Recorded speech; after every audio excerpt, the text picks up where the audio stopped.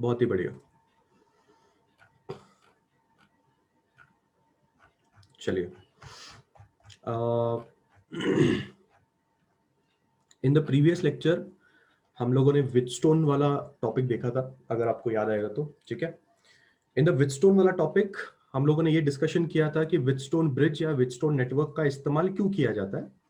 Wheatstone bridge या Wheatstone network का इस्तेमाल अननोन रेजिस्टेंस की वैल्यू फाइंड आउट करने के लिए किया जाता है। ठीक है, दूसरी चीज आपने क्या याद करनी है? दूसरी चीज आपने ये याद करनी है कि इसमें टोटल 4 रेजिस्टेंस का इस्तेमाल किया जाता है। 4 में से एक आपका अननोन होगा और बचे हुए 3 नॉन रेजिस्टेंस होंगे जिनको आप वेरी कर सकते हो। वेरी करने का मतलब जिनकी वैल्यूज आप बदल सकते हो। ठीक है, सो मैंने आपको स्टार्टिंग में दिखाया था कि किस तरह से इसमें करंट का फ्लो दिखाई देता है। बट जब हम विटस्टोन से मिले तो विटस्टोन ने हमें क्या कहा? विटस्टोन ने हमें ये कहा कि तुम पहले आईजी की वैल्यू 0 करो। मतलब ये जो आईजी है, जो बी से लेके डी तक फ्लो हो रहा है, ठीक है, इसकी वैल्यू तुम्हें 0 करनी है। तो कैसे 0 करनी है? With the help of the other 3 resistance जिनकी वैल्यू तुम्हें पता है। तो तुम लोगों ने अदर 3 रेजिस्टेंस की वैल्यू को तुमने वेरी किया।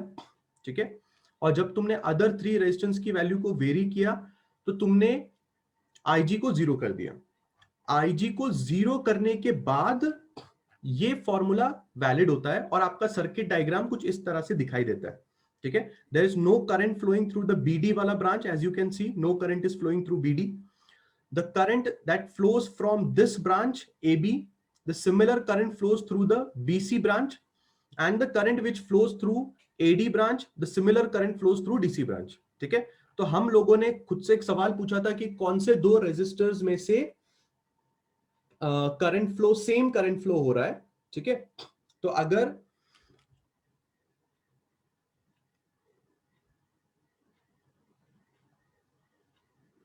The condition is satisfied Sairaj if IG is 0, the condition is not this कि आपको इसमें से कितने पता है और कितने नहीं पता है।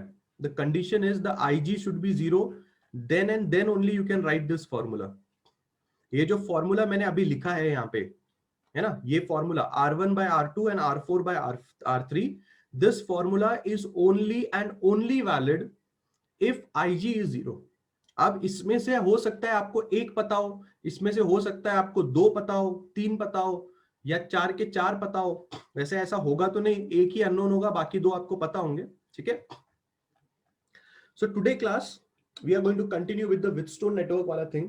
ठीक है, अब विटस्टोन नेटवर्क के अंदर जो लास्ट लेक्चर में हम बातचीत कर रहे थे, जरा उस चीज को हमें अच्छी तरह से एक बार अंडरस्टैंड करना है। ठीक है, बट फॉर अंडरस्टैंडिंग दैट हम लोग इस चीज को एक नोटिस करेंगे कि कैसे ये फॉर्मूला आता है। मतलब ये जो फॉर्मूला हम लोग ने अभी बनाया ना, ये जो फॉर्मूला हम लोगों ने अभी बनाया, ये फॉर्मूला आता कैसे है, जरा उसके ऊपर हमें एक बार थोड़ा बहुत स्टडी करना पड़ेगा। ठीक है, तो हमें फीलिंग आएगी कि एक्चुअल में हमने ये फॉर्मूला किस तरह से डिराइव किया। ठीक है, so what we will do is that, हम लोग को ये जो डायग्राम दिख रहा है जो हमने लास्ट लेक्चर में बनाया था, इस डायग्राम में we will try to put up KVL।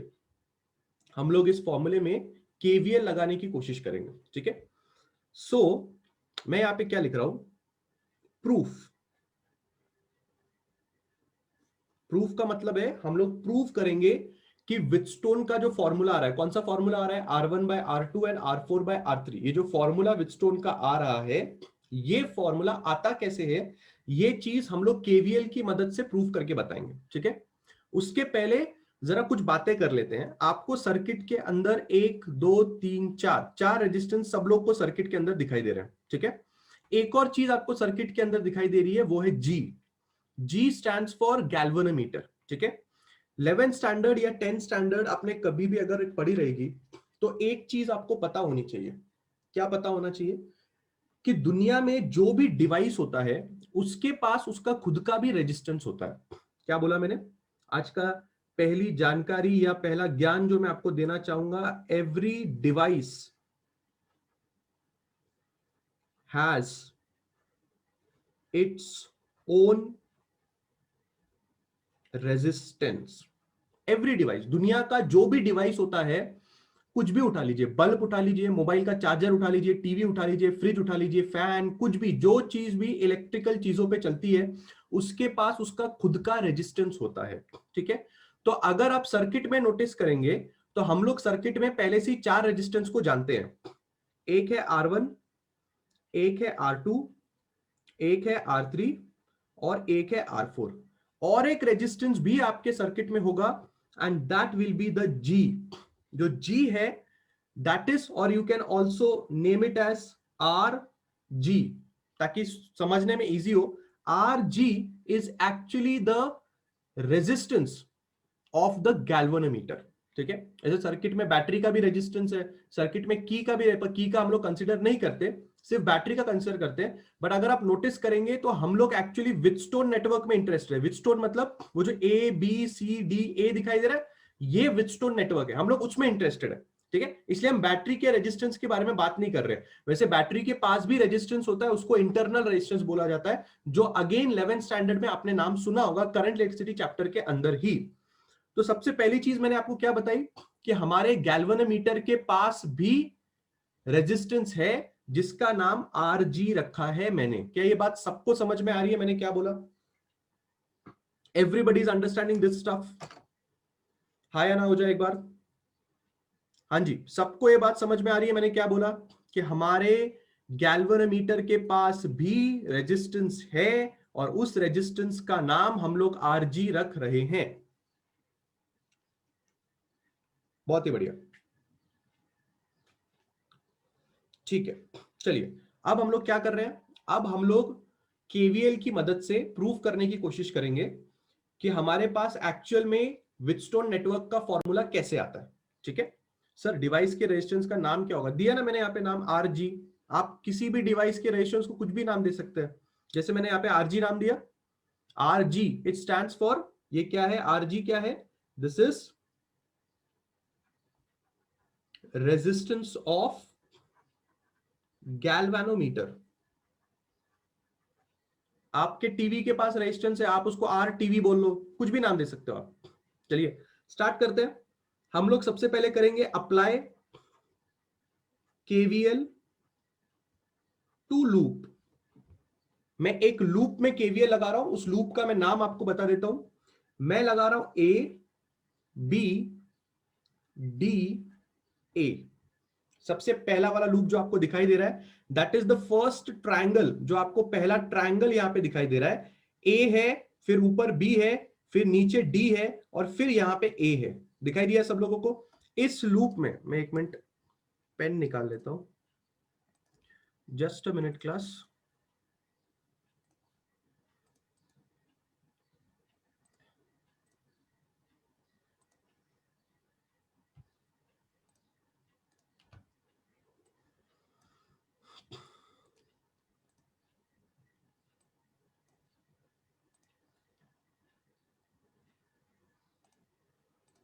हाँ ये देखिए, सब लोग का ध्यान होना चाहिए यहाँ पे। ये लूप दिखाई दे रहा है AB, ठीक है।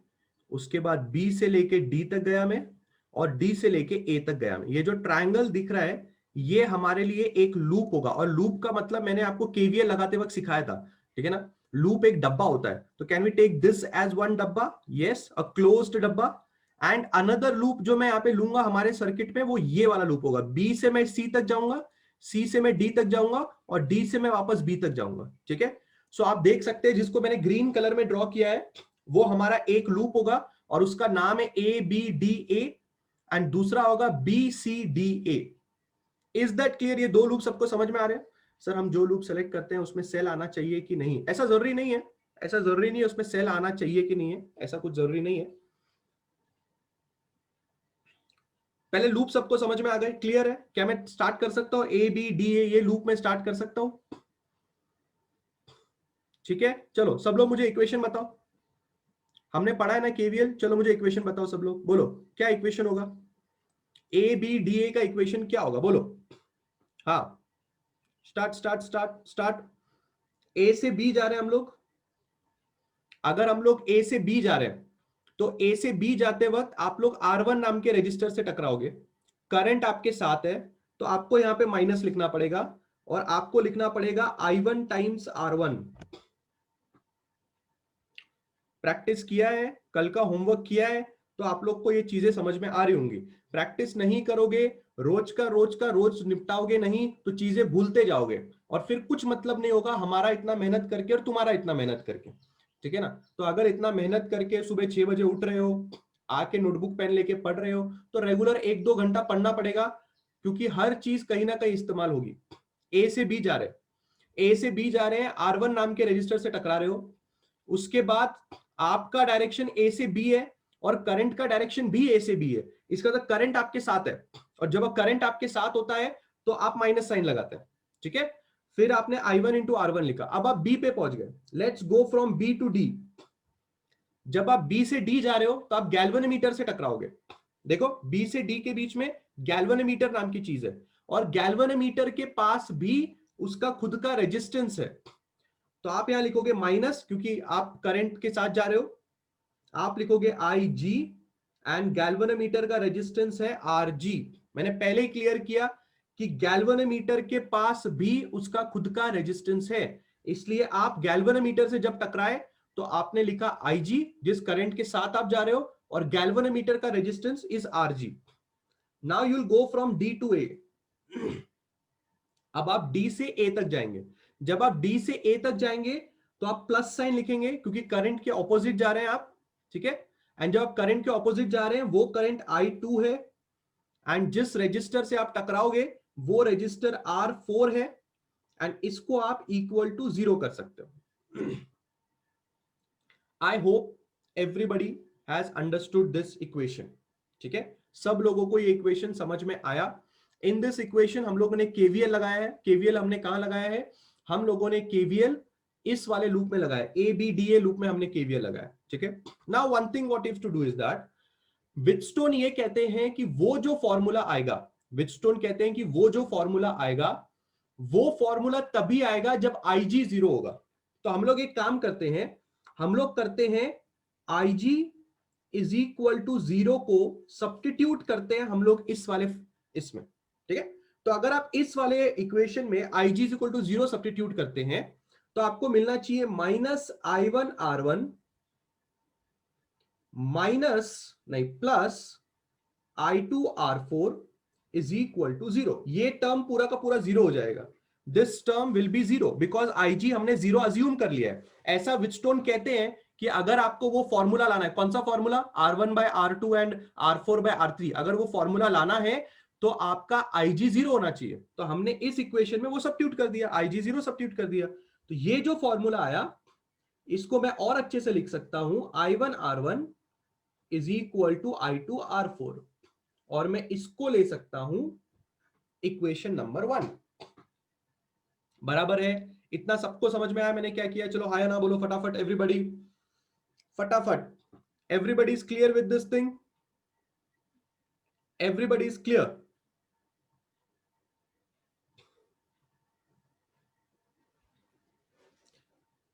That's great, that's great. चलिए अभी हम अगले लूप में केवीएल लगाने जा रहे हैं। ठीक है? अगला लूप मैंने आपको कौन सा बोला था?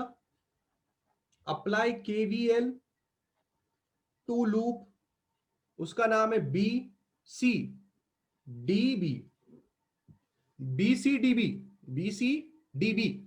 ठीक है? फटाफट मैं इसके इक्वेशंस लिख देता हूं। पहला इक्वेशन आएगा -I-IG into R2 plus I2 plus IG into R3 plus IG RG is equal to 0। ठीक है सर? टोटल 0 क्यों? आकाश आप, अक्षय आप पहली बार लेक्चर अटेंड कर रहे हैं क्या? Vaishnavi you also? केवीएल हो गया पढ़ा के? वर यू प्रेजेंट केवीएल के टाइम पे? आकाश, if you are attending first time, sorry I can't help you.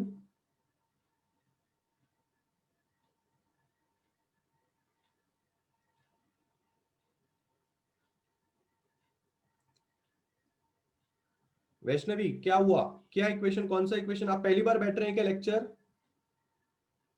Vaishnavi, are you sitting the lecture for the first time? फिर क्या प्रॉब्लम है? कौन सा इक्वेशन नहीं समझा? फर्स्ट क्या नहीं समझा उसके अंदर? क्या नहीं समझा उसके अंदर?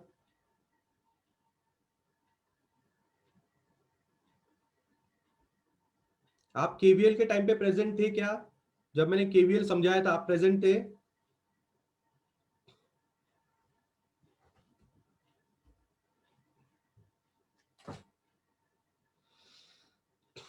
फिर क्या डाउट है बताओ?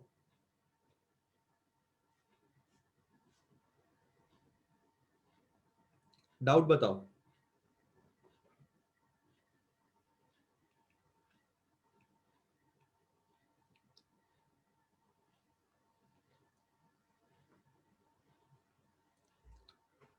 ए से बी जा रहे हो, ए से बी जा रहे हो, तो I1 इंटू R1 लिख रहे हो, क्योंकि आप को ये लिखना पड़ता है। माइनस साइन क्यों लिख रहे हो? क्योंकि आप करंट के साथ हो। ठीक है, डायग्राम दिख रहा नहीं है बाजू में? Everybody see able to see the diagram also? ये डायग्राम दिख रहा है सबको?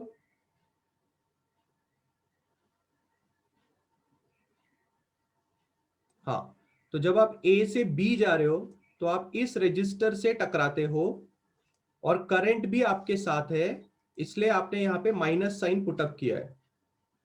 जब आप बी से डी जा रहे हो तो करंट आपके साथ है, इसलिए आपने माइनस साइन पुटअप किया है, आईजी इंटू इसका रेजिस्टेंस आरजी।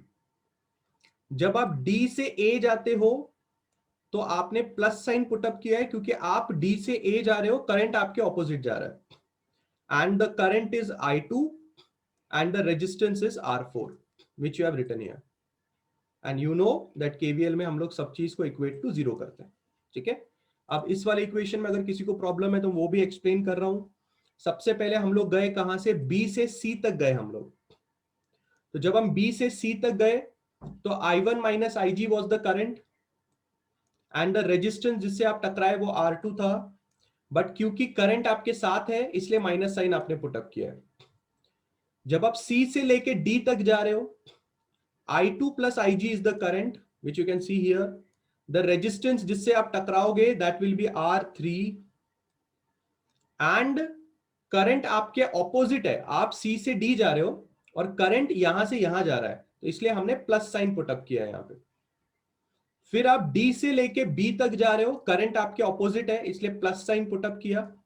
ठीक है, and the current is IG and the resistance is RG। सो यहां पे आप देख सकते हो IG RG। क्लियर है एवरीबॉडी? आगे बढ़ सकता हूं मैं? ठीक है, चलिए। अब अगर आप नोटिस करेंगे तो हम लोग इसको ओपन अप कर सकते हैं, ब्रैकेट ओपन कर सकते हैं। ब्रैकेट कैसे ओपन करेंगे?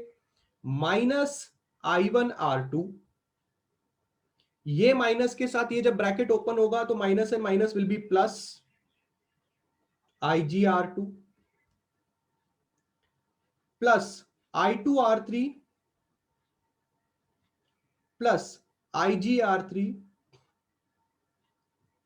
Plus IGRG equal to 0। Simple सा ब्रैकेट ओपन किया है। ठीक है, इसको इसके साथ मल्टीप्लाई किया और IG को हमने R2 के साथ मल्टीप्लाई किया। सिंपल, जैसे ब्रैकेट ओपन करते हैं वैसा हमने ब्रैकेट ओपन किया। अगेन इस वाले कंडीशन में भी हम लोग क्या करेंगे? हम लोग IG इज इक्वल टू 0 वाला सब्स्टिट्यूशन करेंगे। ठीक है, अगर हम IG इज इक्वल टू 0 वाला सब्स्टिट्यूशन करते हैं तो ये वाला टर्म कैंसिल हो जाएगा, ये वाला टर्म कैंसिल हो जाएगा और ये वाला टर्म कैंसिल हो जाएगा। तो आप किस वाले चीज के साथ बचते हैं? आप बचते हैं -I1R2 ये वाला टर्म प्लस I2R3 ये वाला टर्म इक्वल टू आप बच रहे हैं 0 के साथ। इस टर्म को उधर लेके जाओ, I1R2 will be equal to I2R3। Let's take this as equation number 2। So अभी आपके पास दो इक्वेशंस आ गए।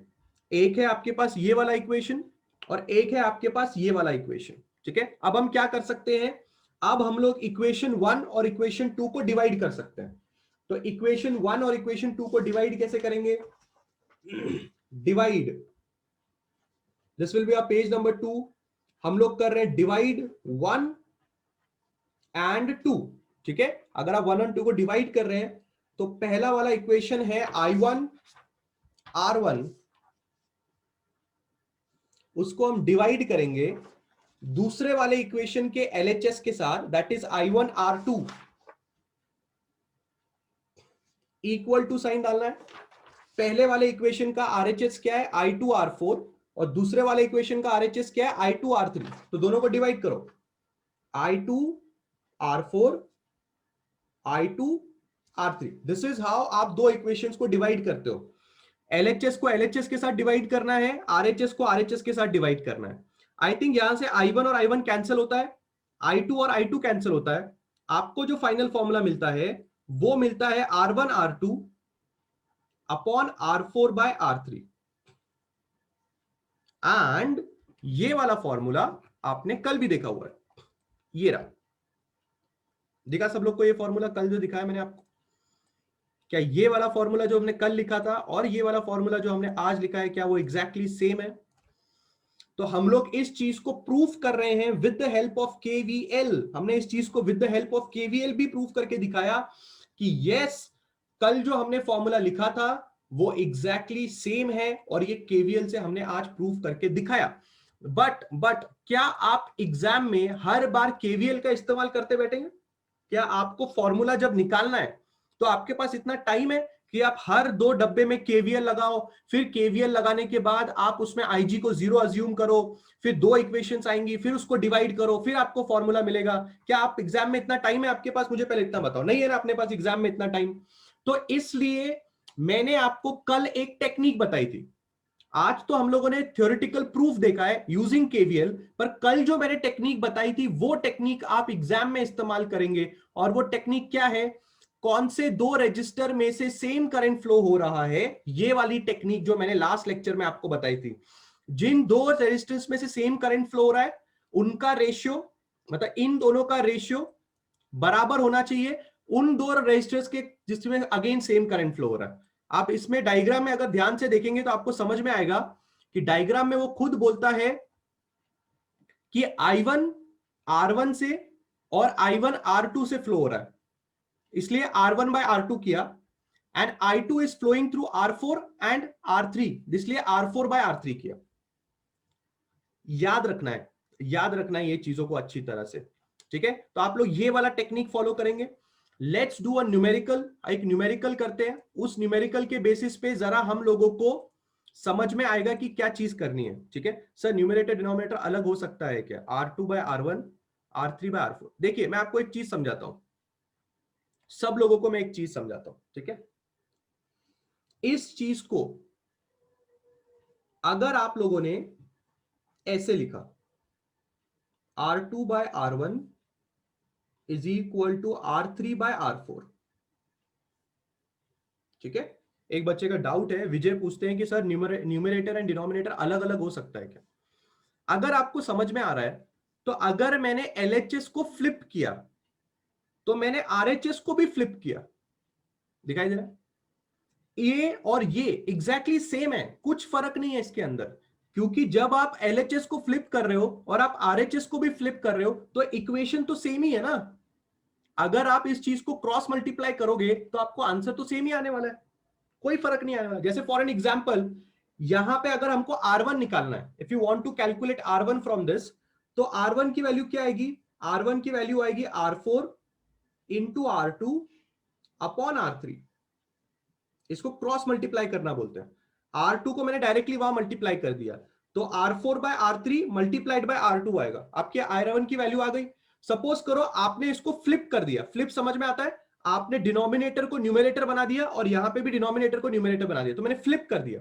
अब जरा R1 की वैल्यू निकाल के बताओ। अभी भी R1 की वैल्यू वही आने वाली है। R1 को यहां मल्टीप्लाई करो, R4 को यहां मल्टीप्लाई करो, इसको क्रॉस मल्टीप्लीकेशन बोलते हैं। तो यहां से R1 की वैल्यू कितनी आएगी? Again R4 into R2 upon R3। सब लोग को क्रॉस मल्टीप्लीकेशन समझता है? क्रॉस मल्टीप्लीकेशन सबको आना चाहिए। तो आप देख सकते हैं दोनों फॉर्मूलेज में कुछ भी करो सेम आने वाला है, ठीक है sir. If you not flip RHS then ऐसा नहीं हो सकता। If you are doing something in LHS, similar thing you have to do in RHS.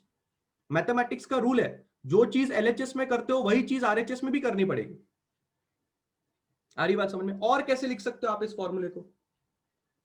और कैसा तरीका ये फॉर्मूला लिखने का? कैसे लिख सकते हो और एक फॉर्मूला इस तरीके से? अब देखो मैं सिखाता हूं और एक कैसे लिख सकते हैं। R1 by R4 can be written as R2 by R3। क्या ये चीज सही है? क्या मैंने ये चीज सही लिखी है? कितने लोग को लगता है मैंने ये चीज सही लिखी है? How many people think that I have written this thing as right? क्या किया है मैंने? What I have done? क्या किया है मैंने? राइट है? कितने लोग को लगता है राइट है? Reply reply, all of you reply. कितने लोगों को लगता है कि मैंने राइट किया है? बराबर है?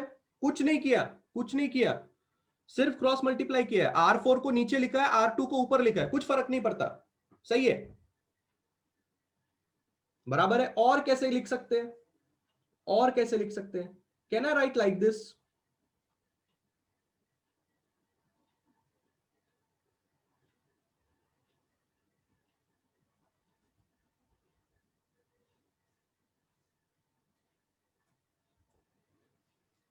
अब मैं आपसे ये कह रहा हूं कि हम लोग क्यों इतना खुद को कंफ्यूज करें, है ना? क्रॉस मल्टीप्लिकेशन करके तो कितने भी चीजें निकाली जा सकती हैं, है ना? कितने भी चीजें निकाली। सर अगर 4 रजिस्टर से ज्यादा हुआ, अजीत आई थिंक ये मैंने लास्ट लेक्चर में ही क्लियर कर दिया है कि विटस्टोन नेटवर्क में सिर्फ 4 रजिस्टर ही होंगे। Ajit, is that clear? Are you understanding this thing that Wheatstone network will have only 4 registers, not more than 4 registers? Clear है अजीत? हाँ, मैं आप लोग से ये कह रहा था कि इतना सब झमेला करके अपने को कंफ्यूज नहीं होने का। जब मैंने तुम्हें एक स्पेशल और बहुत ही सिंपल सी चीज बता दी है, ये वाली चीज, तो हम लोग इसी वाली चीज को स्टिक करेंगे। हम लोग कोई और चीज को फॉलो नहीं करेंगे। यस अजीत, एग्जाम में भी आपको सिर्फ 4 रजिस्टर ही आएंगे। विटस्टोन नेटवर्क में 4 ही होते हैं। एग्जाम हो या किधर भी हो, 4 ही होते हैं विटस्टोन में, 4 से ज्यादा नहीं होते। Is that clear Ajit?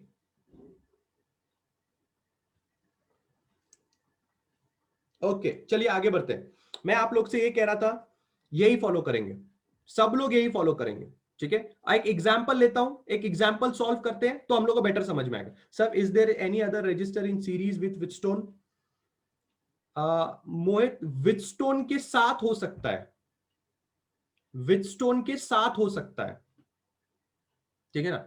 There are some questions in entrance जिसमें आपके विटस्टोन के साथ भी पैरेलल लग सकता है, ठीक है ना? विटस्टोन के साथ भी पैरेलल लग सकता है। There are some questions like that in entrance level. आपके टेक्स्ट बुक में फिलहाल ऐसा कोई क्वेश्चन नहीं है, ठीक है ना? पिछले साल के टेक्स्ट बुक में था, पिछले साल का जो टेक्स्ट बुक था, अभी ये नया टेक्स्ट बुक बनाया है, पिछले साल का जो टेक्स्ट बुक था उसमें ऐसा क्वेश्चन था, पर अभी फिलहाल इस टेक्स्ट बुक में ऐसा कोई भी क्वेश्चन नहीं है, ठीक है?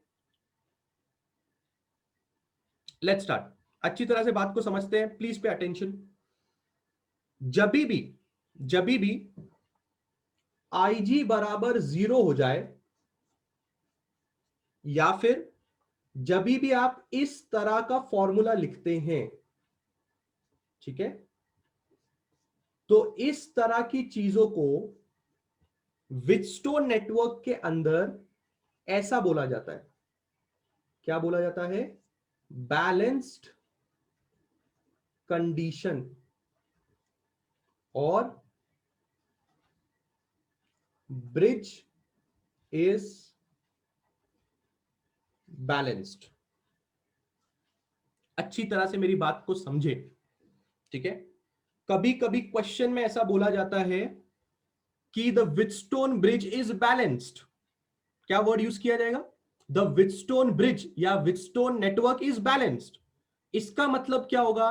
इसका मतलब होगा कि वो आपको इनडायरेक्टली ये बोलने की कोशिश कर रहा है कि IG इज इक्वल टू 0 है। और अगर IG इज इक्वल टू 0 है तो अपन ये वाला फॉर्मूला लगा सकते हैं, क्योंकि ये वाला फॉर्मूला आप तभी लगा सकते हो व्हिटस्टोन में जब IG इज इक्वल टू 0 होगा। और जब IG इज इक्वल टू 0 होगा, then you say that there is a balanced condition that has arrived, or you say that the bridge is balanced। ये दो वर्ड आपको सुनने के लिए मिल सकते हैं क्वेश्चन में। Is that clear everybody? ये दो वर्ड का मतलब समझ में आ रहा है? ब्रिज बैलेंस करने का मतलब आपके IG का 0 होना, इसको ब्रिज बैलेंसिंग बोलते हैं। Everybody is okay with this statement? सबको समझ में आएगा? अगर क्वेश्चन में ऐसा दिखाई देगा तो अपन डरेंगे नहीं, अपने को अच्छी तरह से समझ में आएगा इस चीज का मतलब क्या है। सब लोग को समझ में आ रहा है मैंने क्या बोला? Everybody is okay with this statement? पक्का? आगे बढ़ू? ठीक है, अभी अपन इधर एक क्वेश्चन देखते हैं, और इस क्वेश्चन में हम लोग देखते हैं कि हमें क्या क्या निकालना है, और हम समझते हैं कि हमने जो अभी तक से नॉलेज इकट्ठा की है वो नॉलेज सही है कि गलत है, जरा निकाल लेते हैं। ठीक है, please pay attention everybody. At what value should the variable resistance be set such that the bridge is balanced? देखा, मिला वर्ड, मिला? क्या बोला उसने?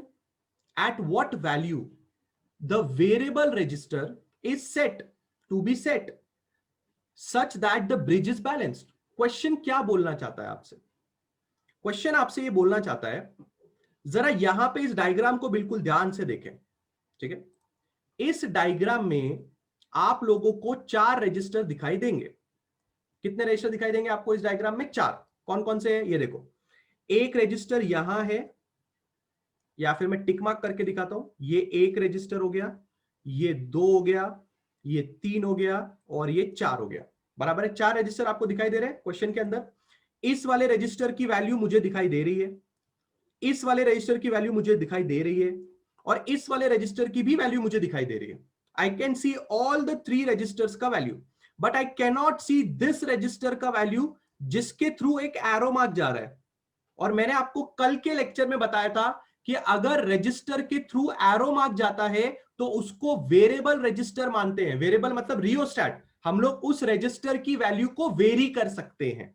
तो क्वेश्चन क्या बोल रहा है?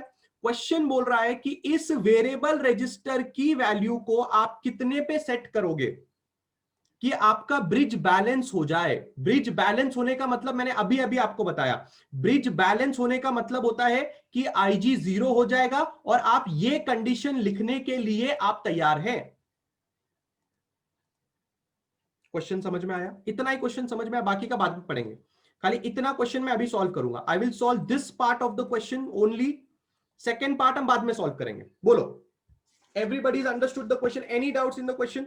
सर ओनली एरो वाला ही चेंज करना है क्या? हाँ, क्वेश्चन ऐसा ही बोलता है, क्योंकि बाकी वाले रेजिस्टेंस की वैल्यू तो हमें दी हुई है ना। दिख रहा है? बाकी वाले रेजिस्टेंस की वैल्यू तो हमें दी हुई है, हमें सिर्फ इसको चेंज करना है, और हमें बताना है कि इसको कितना चेंज करेंगे तो आपका ब्रिज बैलेंस हो जाएगा। ब्रिज बैलेंस हो जाएगा मतलब आपके गैल्वेनोमीटर से कोई करंट फ्लो नहीं होगा।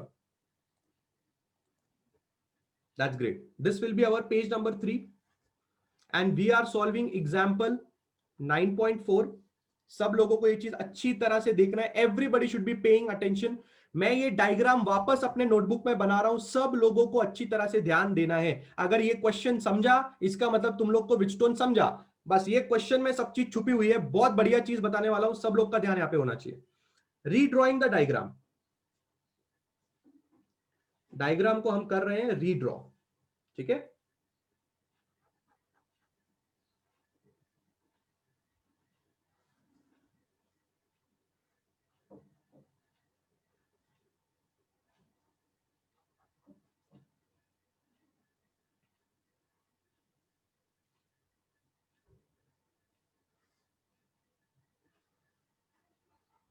ये हमने कर दिया डायग्राम को रीड्रॉ।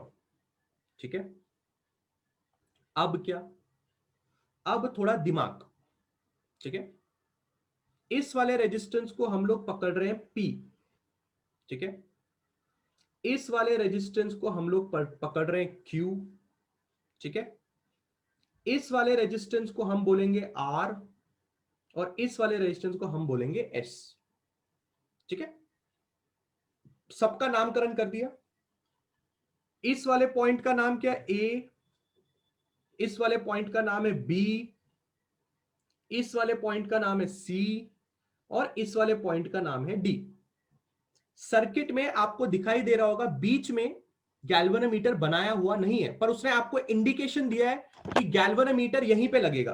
तो आप लोग इस तरह से एक लाइन बनाएंगे, यहां पे आप इस तरह से जी को बनाएंगे, ठीक है। ये जो आपको बीच में खाली जगह दिख रही है, वो एक्चुअली अगले क्वेश्चन के लिए इस्तेमाल होने वाली है। वो खाली जगह का अगले क्वेश्चन में इस्तेमाल है, बट हम लोग को इंडिकेशन तो मिल गया कि गैल्वेनोमीटर यहां पे लगना है, ठीक है। अब आप नोटिस करेंगे तो इसके पहले मैंने जब आपको पढ़ाया तो मैंने आपको पी क्यू आर एस लेके नहीं पढ़ाया, मैंने आपको कैसे पढ़ाया? R1 R2 R3 लेके पढ़ाया।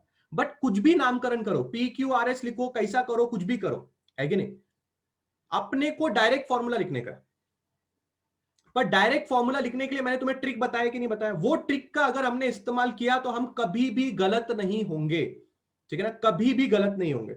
रेडी रहना है सब लोगों को। ये 30 वोल्ट्स की बैटरी है, ठीक है। यहां से पॉजिटिव टर्मिनल से करंट निकलेगा I, ये करंट निकला I, ये करंट पहुंचा I। आपको बताना है करंट ए पे पहुंच के क्या करेगा। करंट को ए पे पहुंच के क्या लगेगा, वो क्या करना चाहिए करंट को ए पे पहुंचने के बाद? बोलिए बोलिए बोलिए, सब लोग बोलिए। करंट ए पे पहुंचने के बाद खुद के साथ क्या करेगा? स्प्लिट हो जाएगा। Will the current be splitting in two parts? Everybody is understanding that the current will be splitting into two parts? Yes. तो अगर यहां पे कुछ करंट जाएगा उसको मैं I1 पकड़ सकता हूं, और यहां पे कुछ करंट जाएगा, क्या मैं उसको I2 पकड़ सकता हूं? बराबर है। यहां से I1 यहां तक पहुंचेगा और यहां से I2 यहां तक पहुंचेगा। कान खुले रहने चाहिए, आंखें यहां रहनी चाहिए, सबका दिमाग चालू रहना चाहिए, ठीक है। इंपॉर्टेंट चीज है, अच्छी तरह से ध्यान दीजिए। आई करंट यहां से आ रहा है, और बिल्कुल ध्यान से देखिए, मैं हर चीज का रीजन आपके सामने पेश कर रहा हूं। बैटरी के पॉजिटिव टर्मिनल से मैंने करंट को निकाला है। आई नाम का करंट मैंने बैटरी के पॉजिटिव टर्मिनल से निकाला है। वो यहां तक पहुंचने के बाद दो भाग में स्प्लिट हो रहा है, I1 and I2। Now you very well know that the question has told you कि जो ब्रिज है वो बैलेंस्ड है। अगर आप नोटिस करेंगे तो क्वेश्चन में लिखा हुआ है bridge is balanced. This statement, the bridge is balanced वाला statement will actually give you the power to assume Ig is zero। Bridge is balanced का मतलब ही Ig is equal to zero होता है, बराबर है कि नहीं है? इसका मतलब इधर कोई करंट फ्लो नहीं होने वाला, इसका मतलब no current will flow through B, D और जी। मतलब बी से डी तक कोई करंट नहीं जाएगा, यानी कि गैल्वेनोमीटर में कोई करंट नहीं जाएगा। इसका मतलब क्या हुआ? इसका मतलब हुआ I1 यहां पहुंचने के बाद स्प्लिट अप नहीं होगा। I1 पूरा का पूरा यहां पे पास होगा, पूरा का पूरा यहां पे पास होगा। देखा देखा, बात को समझा? बी पॉइंट पे पहुंचने के बाद no current is going through this branch, that means पूरा का पूरा I1 यहां पे फ्लो होगा, और पूरा का पूरा I2 यहां पे कुछ नहीं जाएगा। इसका मतलब पूरा का पूरा I2 यहां पे आएगा, और फिर I1 और I2 दोनों मिल जाएंगे और वापस आपको I बैटरी में वापस आ जाएगा। क्या किसी को समझा मैंने करंट का किस तरह से स्प्लिटिंग बनाया? Everybody understood how the diagram was made? Come on everybody, give me yes और नो। आप लोग को ये जमेगा करने को? बोलो जल्दी बोलो, सब लोगों को समझ में आया ये चीज? अंडरस्टूड है क्या? अंडरस्टूड है क्या? Everybody is understanding? बहुत ही बढ़िया, बहुत ही बढ़िया, that's great, that's great. Now मेरा ट्रिक अच्छी तरह से सुनो, मेरा ट्रिक बिल्कुल अच्छी तरह से सुनो। क्या ट्रिक था? जो दो रेजिस्टेंस में से सेम करंट जा रहा है, यस एब्सोल्युटली करेक्ट, जितना करंट गया उतना करंट वापस आया, एब्सोल्युटली करेक्ट। मेरा ट्रिक क्या था? जो दो रेजिस्टेंस में से सेम करंट जा रहा है उनका रेशियो, अच्छे से बात को समझना है, अच्छे से बात को समझना है। इस पॉइंट से करंट ने एंट्री मारा है, ए पॉइंट से करंट ने एंट्री मारा है, ए पॉइंट से करंट ने एंट्री मारा है। I1 नाम का करंट P से फ्लो कर रहा है, और I1 नाम का करंट S से फ्लो कर रहा है। दिखाई दिया? तो हम क्या लिखेंगे? P by S equal to, A point से वापस शुरू करना है, I2 नाम का करंट Q से फ्लो कर रहा है और I2 नाम का करंट R से भी फ्लो कर रहा है। तो हम लोग यहां पे लिखेंगे Q बाय R। अपना फॉर्मूला है तैयार। बोलो, आएगा लिखने तुम लोग को? ये आएगा लिखने को? ये फॉर्मूला सब लोगों को आएगा लिखने के लिए? सायराज, सायराज बेटा, R1 R2 भी रेजिस्टेंस ही है और P और Q भी रेजिस्टेंस ही है बेटा, सिर्फ नाम अलग अलग बोला है। आप एक रजिस्टर को R1 R2 बोलो, नहीं तो आप एक रेजिस्टेंस को PQRS बोलो, नहीं तो ABCD बोलो, की फर्क पैंदा है? रेजिस्टेंस का नाम है, कुछ भी दो। समझा सायराज? रेजिस्टेंस का नाम है ना, कुछ भी देना चाहिए आपको उसको। R1 R2 दो, PQRS दो, कोई फर्क नहीं पड़ता। Is that clear Sairaj? समझ में आ रही है आपको ये बात? है ना? पर फोकस आपने किस बात पे करना है? फोकस आपने किस बात पे करना है कि किस रजिस्टर का किस रजिस्टर के साथ रेशियो आएगा, ये अपना फोकस वाला पॉइंट है। अपना फोकस वाला पॉइंट ये नहीं है कि सर यहां पे आपने R1 R2 के साथ पढ़ाया था या भी PQRS के साथ पढ़ा रहे हो, ऐसा अपना फोकस नहीं है। अपना फोकस है नामकरण कुछ भी कर सकता है। अभी टेक्स्ट बुक भी वही नामकरण कर रहा है कि नहीं? ऐसा तो नहीं है ना मैंने अपना नाम दिया, टेक्स्ट बुक ने वही नाम दिया, देखो PQRS टेक्स्ट बुक ने दिया। इंपॉर्टेंट ये है कि कौन से रेजिस्टेंस का वैल्यू कौन से रेजिस्टेंस के साथ रेशियो में आएगा, ये क्वेश्चन में ये अपना इंपॉर्टेंट फैक्टर है। आ रही है आपको बात समझ में? That's really great. आगे बढ़ते हैं, अच्छी तरह से बात को समझो। यस अजीत, मैं वेट ही कर रहा था, I was waiting for this only, कि कोई ना कोई ये सवाल उठाएगा कि सर बट टेक्स्ट बुक तो कुछ और लिखता है ना? सर टेक्स्ट बुक तो ऐसा लिखता है, ये देखो सर हमारे आंखों के सामने टेक्स्ट बुक ने ऐसा लिखा है, P by Q is equal to R by S, और आप लिखते हो P by S is equal to Q by R। ऐसा अन्याय क्यों? मैंने पहले ही आपको बोला, दुनिया में कोई भी बंदा कुछ भी लिखे, आपने मेरा टेक्निक फॉलो करना है, और अगर आपके पास थोड़ा भी दिमाग है तो आपको समझ में आएगा ये दोनों बराबर ही है। कितने लोग को एक क्लिक हो गया कि एक्चुअली मैंने जो लिखा है और ये जो लिखा है वो सेम ही है? समझ में आया? जो अभी मैं आपको पढ़ा रहा था ना, ये दिख रहा है, और जो मैं अलग अलग तरीके से लिख के आपको बता रहा था ना, वही टेक्स्ट बुक भी करता है। ये देखो, वो जो लिखता है और मैंने जो लिखा है वो सेम ही है। अरे हाया ना, समझ में आया? तो आप लोगों ने डरना नहीं है, आप लोगों ने बिल्कुल भी नहीं डरना है। अगर आप कहीं कोई बुक खोल के बैठ जाओ और उसमें उसने कुछ अलग तरीके से ले लिया हो, उसने कुछ भी अलग तरीके से ले लिया हो, आपने टेंशन नहीं लेना है। आपने ये नहीं बोलना है उसने ऐसा कैसे लिखा। हमको क्या नॉलेज है, हमारा नॉलेज क्या है वो आपको पता है क्या? Do you know our knowledge? Yes we know our knowledge. हमको क्या पता है? हमको पता है कि जिस रजिस्टर में से सेम करंट जा रहा है, ए पॉइंट पकड़ने का, जहां से करंट है एंट्री मारा, यहां से P बाय एस, यहां से करंट ने एंट्री मारा, Q बाय आर, अपना फॉर्मूला रेडी है। ओ जी टेक्स्ट बुक का मोहित गलत नहीं है, टेक्स्ट बुक का गलत नहीं है। मैंने वही बोला, मैंने जो लिखा है टेक्स्ट बुक ने जो लिखा है सेम लिखा है, क्रॉस मल्टीप्लाई करके लिखा है। पर वो लिखने के लिए कोई ट्रिक नहीं है ना, टेक्स्ट बुक वैसा कैसे लिखता है उसका कोई ट्रिक नहीं है, हमारे हमने जो लिखा है उसका ट्रिक है, और हम लोग कभी गलत नहीं होंगे। पक्का है? पक्का है? सर R बाय एस होगा, किधर R बाय एस होगा?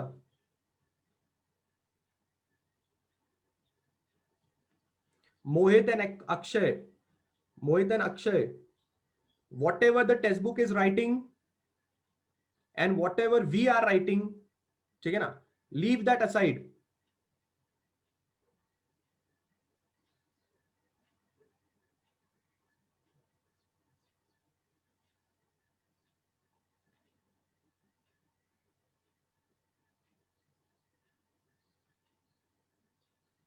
Is that clear? Is that, चलो एक एक डाउट हो सकता है लोगों के दिमाग में, जरा मैं वो डाउट क्लियर कर देता हूं, ठीक है? चलो अभी इस टेक्स्ट बुक को मैंने बिल्कुल भी नहीं देखा है, जरा पहले समझते हैं। अगर आप नोटिस करेंगे टेक्स्ट बुक के ऊपर पीएचडी करनी है, चलो टेक्स्ट बुक के ऊपर पीएचडी कर लेते हैं। चलो PhD, क्यों डाउट रखना है दिल में, इतना सा भी डाउट क्यों रखना है? चलो स्टार्ट करते हैं, ठीक है? इसको टेक्स्ट बुक ने P नाम दिया है, मैंने भी इसको P नाम दिया है, ठीक है, इसको टेक्स्ट बुक ने क्यू नाम दिया है, मैंने भी इसको क्यू नाम दिया है, इन दोनों को टेक्स्ट बुक ने कुछ नाम नहीं दिया है। तो मैंने मेरी मर्जी से इसको आर नाम दिया और मैंने मेरी मर्जी से इसको एस नाम दिया। हमें नहीं पता टेक्स्ट बुक ने किसको क्या नाम दिया, ठीक है, we don't know what the name the text book has given, ठीक है, पर जरा ध्यान से समझ गए, ठीक है। अगर आप ये इक्वेशन को देखते हैं और आप फिर इस इक्वेशन का सब्स्टिट्यूशन देखते हैं तो आपको क्लिक होगा कि टेक्स्ट बुक ने एक्चुअली 300 को आर लिया है। देखो, टेक्स्ट बुक ने एक्चुअली 300 को, आर नीचे है और यहां पे 300 है, मतलब टेक्स्ट बुक ने एक्चुअली इसको आर लिया है और टेक्स्ट बुक ने एक्चुअली इसको एस लिया है, और मैंने इसको एस लिया है और मैंने इसको आर लिया है। फर्क समझ में आ रहा है किसी को? आर यू अंडरस्टैंडिंग क्या हुआ यहां पे? टेक्स्ट बुक ने इस वाले रेजिस्टेंस को आर माना है और टेक्स्ट बुक ने इस वाले रेजिस्टेंस को एस माना है, पर मैंने इसको एस माना है, मैंने इसको आर माना है। मेरा यह कहना है कि टेक्स्ट बुक फॉलो क्यों, मतलब टेक्स्ट बुक को फॉलो मतलब टेक्स्ट बुक ने जैसा नामकरण किया वैसे नामकरण अपन ने क्यों करने का, अपन ने अपने भी तो कर सकते हैं ना। क्या टेक्स्ट बुक ने यहां पे मेंशन किया कौन सा एस है कौन सा आर है? मेंशन किया क्या? नहीं किया। चलो अभी एक काम करते हैं, टेक्स्ट बुक के हिसाब से करते हैं। ये वाले बंदे को मैं आर मान रहा हूं, ये वाले बंदे को मैं एस मान रहा हूं। अब बताओ फॉर्मूला कैसे होगा, बताओ फॉर्मूला कैसे होगा, बोलो सब लोग बोलो। चलो इसको आर मान लो, इसको एस मान लो, बोलो क्या फॉर्मूला होगा? P by R is equal to Q by S होगा, यही फॉर्मूला होगा। P by R is equal to Q by S, बराबर है, यही फॉर्मूला होगा। इसको क्रॉस मल्टीप्लाई करना जरा, P by Q is equal to R by S. ये लो लाके दिखा दिया मैंने तुम्हें टेक्स्ट बुक का फॉर्मूला।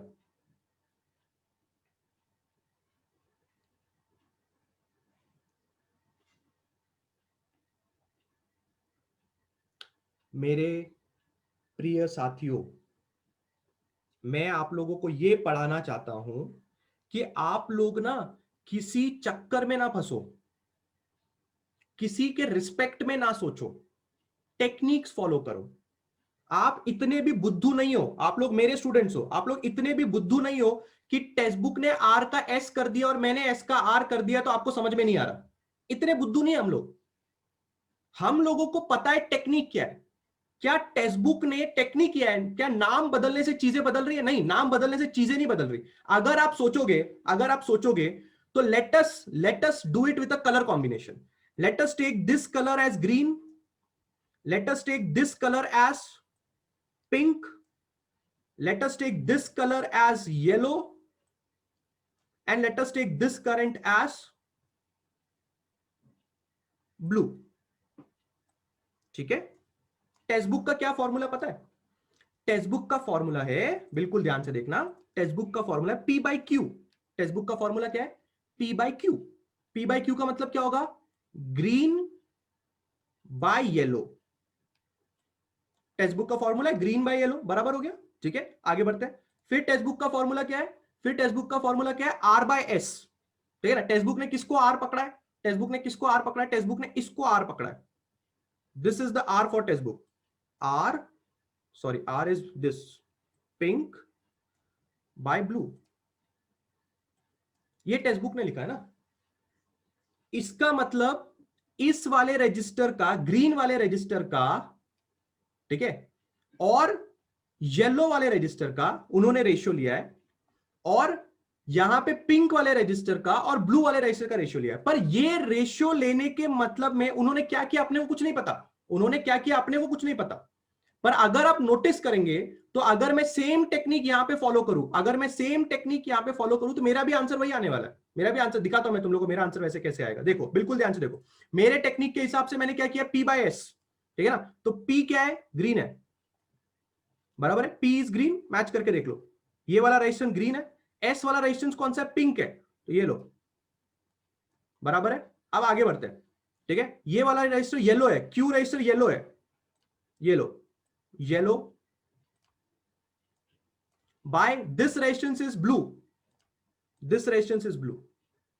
ठीक है, अब आप सोच रहे होंगे कि सर क्या आपका मैच हुआ? मेरा मैच हुआ। अगर आपको समझ में आया तो मेरा मैच हो गया।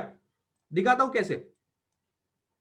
ग्रीन बाय पिंक आ रहा है मेरा एंड येलो बाय ब्लू आ रहा है। यहां पे अगर आप नोटिस करोगे तो मैं क्रॉस मल्टीप्लाई कर सकता हूं कि नहीं? यहां से इसको क्रॉस मल्टीप्लाई कर सकता हूं कि नहीं कर सकता हूं मैं? तो अगर मैं यहां से पिंक ऊपर भेज दूं तो मेरा क्या आएगा? मेरा यहां पे आएगा green by yellow will be equal to pink by blue. इसको देखो और इसको देखो। आप नामकरण के चक्कर में मत फंसो। नामकरण के चक्कर में नहीं फंसना है। आपने क्या समझना है? इसका इसके साथ, इसका इसके साथ। नाम कुछ भी करो, की फर्क पड़ता है नाम कुछ भी करने से? अरे भाई लोग, किसी को समझ में आया? अगर फाइनल आंसर सही आएगा तो मानोगे कि मैंने सही लिखा है? क्या अभी भी कोई नहीं मान रहा कि मैंने सही लिखा है? अरे किसी को समझ में आया?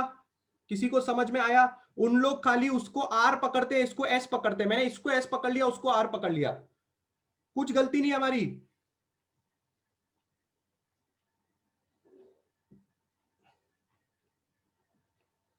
बहुत ही बढ़िया, बहुत ही बढ़िया। Please don't stuck into this. मैंने बहुत सारे बच्चों को रट्टा मारते हुए देखा है। रट्टा मारने वाला काम करना है तो भाई इतना टाइम हम लोग क्यों लगा रहे फिर? चलो ध्यान से समझते हैं। एस एस 300 ओहम है। यहां पे आर मेरे लिए 4.4 किलो ओहम से। ठीक है। पी 1.36 किलो ओहम से। क्यू हमें पता नहीं है। अब डायरेक्टली हम लोग सब्स्टिट्यूट करते हैं, डायरेक्टली हम लोग सब्स्टिट्यूट करते हैं। ठीक है। हमें किस में इंटरेस्ट है? क्यू में इंटरेस्ट है। Q will be equal to P into R by S. बराबर है। Q will be equal to P into R by S. बराबर है। Let's substitute all the values. P, how much is P? 1.36 kilo ohms. Kilo, kilo मतलब कितना होगा? 1.36 into 10⁻³ kilo मतलब हजार होता है, हजार। ठीक है ना? तो किलो ओहम्स को मैंने ओहम में कन्वर्ट किया, इसलिए मैंने लिखा 1.36 इंटू 10⁻³ मल्टीप्लाइड बाय आर। मेरे लिए आर क्या है? 4.4 इंटू किलो ओहम्स। तो मैं लिखूंगा 4.4 into 10⁻³ whole divided by S. मेरे लिए एस कितना है? 300। अभी भी अगर किसी को यकीन नहीं आया था ना, तो इसको देख लो और इसको देख लो, यकीन आ जाएगा कि हम लोग क्या कर रहे हैं। अब सिर्फ और सिर्फ इस चीज को करना है सॉल्व, आपका आंसर आ जाएगा। So the answer comes out to be 19.94 into 10⁻³ ohms. ये आपके Q का वैल्यू है। देखा? समझा? समझा? हा या ना? एवरीबडी इज अंडरस्टैंडिंग और नॉट अंडरस्टैंडिंग? हो रहा है? मैच हो रहा है? क्लियर है? सबके सब लोग मेरा टेक्निक फॉलो करेंगे। सबके सब लोग मेरा टेक्निक फॉलो करेंगे, पहले ही बोल के रखता हूं। ठीक है? और कुछ भी दिमाग में नहीं रखना है। सेम करंट जिसमें से जा रहा है और सेम करंट जिसमें से जा रहा है, रेशियो रेशियो, काम खत्म। बाद में खाली वैल्यू पुटअप करने का है। जो बंदा अननोन है उसको एक तरफ ले लेने का, बाकी लोग को एक तरफ कर देने का, चुपचाप वैल्यू पुटअप करने का, तुमको आंसर आ जाएगा। Let's move forward, let's move forward. ठीक है, आगे बढ़ते हैं। आगे बढ़ने के बाद अगर हम ध्यान से बात को समझेंगे, अगर हम ध्यान से बात को समझेंगे, तो हमने first part of the question solve कर दिया। सर 10 क्यूब कहां से आया? 10 क्यूब कहां से आया? सॉल्व करने के बाद आया, सॉल्व करने के बाद आया।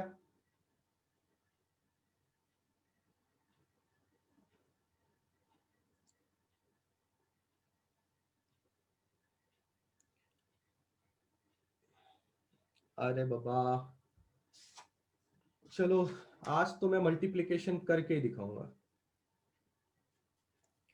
क्लास क्लास क्लास, देखो क्या सॉल्विंग था हमारा। 1.36 into 10⁻³ into 4.4 into 10⁻³ whole divided by 300। ये सॉल्विंग था हमारा, बराबर है, ये सॉल्विंग था हमारा। अब मल्टीप्लीकेशन करना है, सिर्फ छोटा सा मल्टीप्लीकेशन करना है। कैसे कर सकते हो?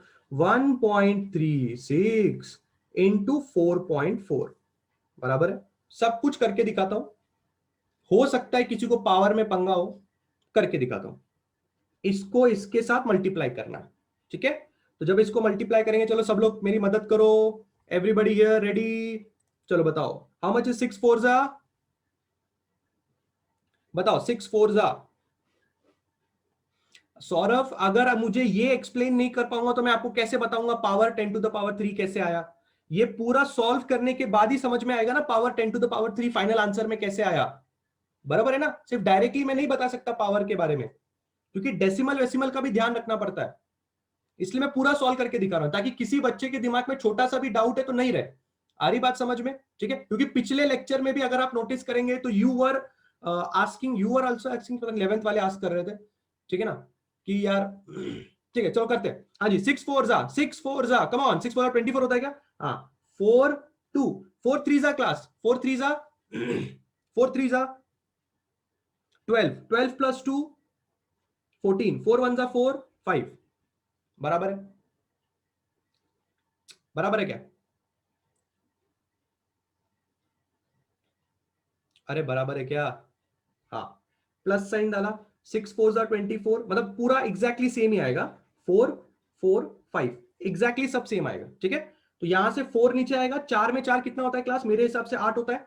5 में 4 9 होता है, और यहाँ पे 5 यहाँ पे रहेगा, बराबर है। अब कितने डेसिमल डालने पड़ेंगे हमें? 1 2 3, 1 2 3।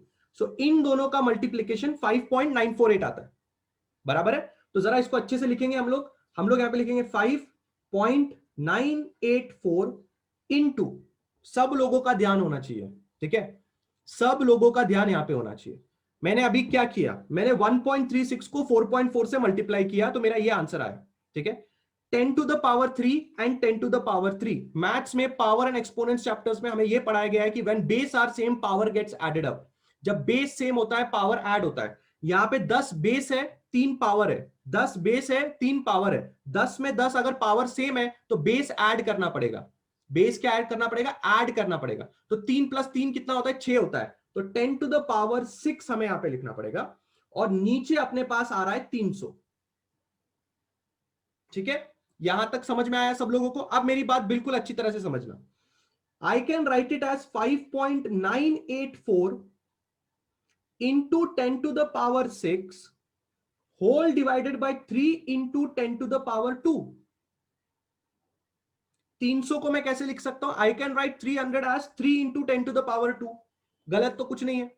अब देखो मैं क्या कर सकता हूं, 5.984 by 3 into 10⁻6 into, I can take this 10⁻2 above, so this will become 10⁻2। हर एक स्टेप देख लीजिए, 10⁻2 मैंने इसको स्प्लिट किया। I can write 300 as 3 into 10⁻2। I can take 10⁻2 above, that will become -2।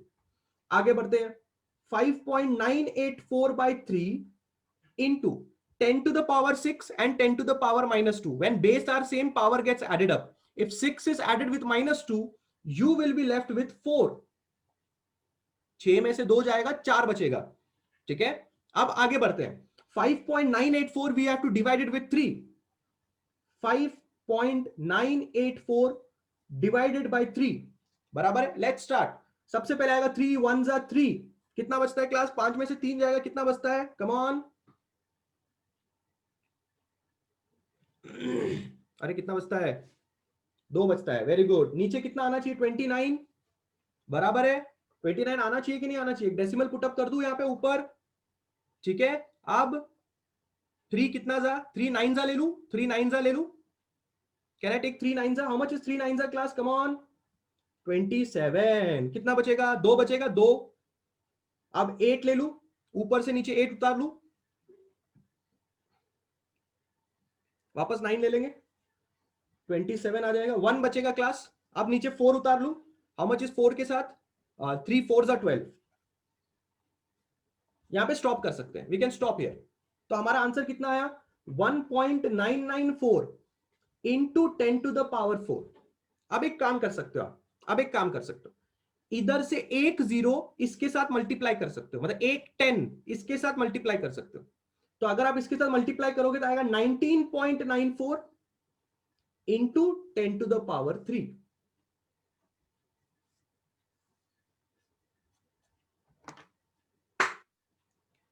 क्या बोलते हो, क्या बोलते हो, क्या बोलते हो?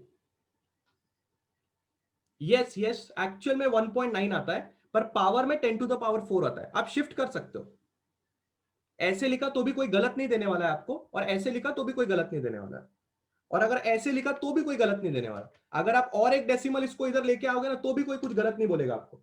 आपकी मर्जी है तो ऐसे भी कर दो,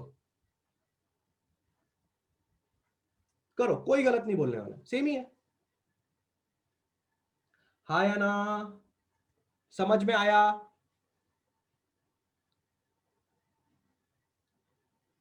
डेसिमल शिफ्टिंग, डेसिमल शिफ्टिंग, इसको बोला जाता है डेसिमल शिफ्टिंग।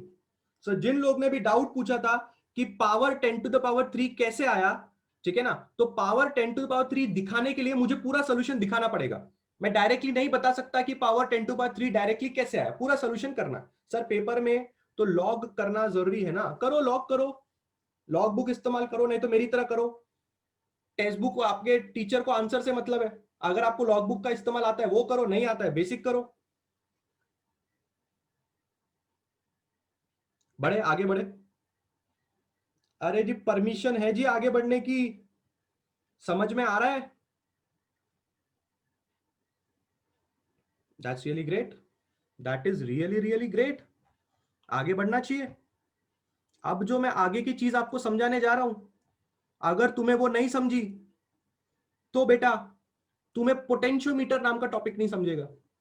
इस एक क्वेश्चन में, इस एक क्वेश्चन में आनंद, आनंद आप लॉग करो या आप मल्टीप्लीकेशन करो, कुछ भी करो बेटा, आपको आंसर से मतलब है, फाइनल आंसर से मतलब है। There is no rule in your board exam to show log calculation. हाँ, रफ वर्क में दिखा सकते हो, पर some people what they do, वो इधर ही लॉग कैलकुलेशन दिखा देते हैं। कर सकते हो आप, आगे बढ़ रहे हैं। मैं आपसे ये कह रहा था कि अगर ये वाला टॉपिक नहीं समझा, टॉपिक मतलब इतना क्वेश्चन का पार्ट नहीं समझा, तो आपको आगे पोटेंशियोमीटर का एक टॉपिक आता है, नाम तो सुना होगा, सुना है किसी ने नाम, पोटेंशियोमीटर का नाम सुना है? Potentiometer, potentiometer. अरे तुम लोगों के स्कूल कॉलेज में किसी ने तुम्हें कुछ पढ़ाया है कि नहीं पढ़ाया, पहले मुझे ये बता दो। अरे बाबा लोग, तुम्हारे स्कूल कॉलेज में क्या हुआ? ऑनलाइन लेक्चर चालू था कि नहीं चालू था तुम लोग का? पढ़ाया, पढ़ाया, पोटेंशियोमीटर सुना होगा। One of the very important topic of this chapter, one of the very important topic of this chapter. आ रही आपको बात समझ में? चलो, पेज नंबर 3 था, ये है पेज नंबर 4। बहुत ही बढ़िया, बहुत ही बढ़िया। पेज नंबर 5 में सबसे पहले तो हमें क्वेश्चन पढ़ना है, सबसे पहले तो हमें क्वेश्चन पढ़ना है। मैं हरदम न्यूमेरिकल में, एंट्रेंस हो या बोर्ड हो, मैं बच्चे लोग को एक चीज सिखाता हूं, क्वेश्चन आप लोगों को बहुत अच्छी तरह से पढ़ना है। वो क्वेश्चन जब आप पढ़ेंगे तभी आप लोगों को सारी चीजें समझ में आएंगी। पवन एस तालेवर,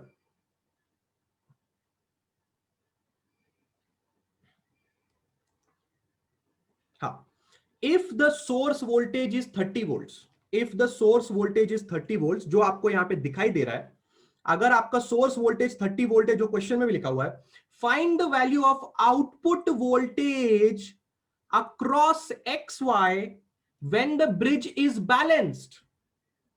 क्वेश्चन का हिंदी अनुवाद, क्वेश्चन का हिंदी अनुवाद यह है कि आप लोगों को यह बताना है, ये पॉइंट बी है, यहां से एक पॉइंट एक्स है, यहां से एक पॉइंट वाई है, और यहां पे एक पॉइंट डी है। मैंने पूरा सर्किट नहीं बनाया, मैंने सिर्फ इतना सा सर्किट बनाया है। इस सर्किट में हमें क्या बताना है, क्या पूछ क्या रहा है वो पूछ रहा है आपको find the output voltage across X and Y. आसान भाषा में समझाता हूं, वो पूछ रहा है एक्स एंड वाई के अक्रॉस कितना वोल्टेज है, एक्स और वाई के अक्रॉस कितना वोल्टेज है। अगर आपको ये नहीं समझ में आता तो मैं क्वेश्चन अलग तरीके से आपके सामने पेश करके दिखाता हूं, मैं अलग तरह से आपके सामने पेश करके दिखाता हूं। एक्स एंड वाई के अक्रॉस कितना पोटेंशियल डिफरेंस है, क्योंकि वोल्टेज को पीडी भी बोलते हैं, वोल्टेज को पोटेंशियल डिफरेंस भी बोलते हैं। अगर आपको यह भी चीज समझ में नहीं आती तो अलग चीज से समझाता हूं। हमको यह बताना है कि V X minus V Y की वैल्यू कितनी है, बिकॉज पोटेंशियल डिफरेंस को ऐसे ही लिखा जाता है, दो पॉइंट के बीच के पोटेंशियल डिफरेंस को ऐसे ही लिखा जाता है, potential at X minus potential at Y, that's why it is called as potential का डिफरेंस। इसकी वैल्यू कितनी होगी हमें यह बताना है। क्लास, एक बात मैं क्लियर कर देना चाहता हूं, मैंने आप लोगों को 11th तो पढ़ाया नहीं, तो मुझे इस बात की बिल्कुल भी जानकारी नहीं है कि आप लोग का 11th के कॉन्सेप्ट्स कितने स्ट्रांग है या कितने वीक है, पर फिर भी मैं कोशिश कर रहा हूं ऐसे चीजें लिख के कि मैं आप लोगों को थोड़ा बहुत बेटर अंडरस्टैंडिंग दे पाऊं।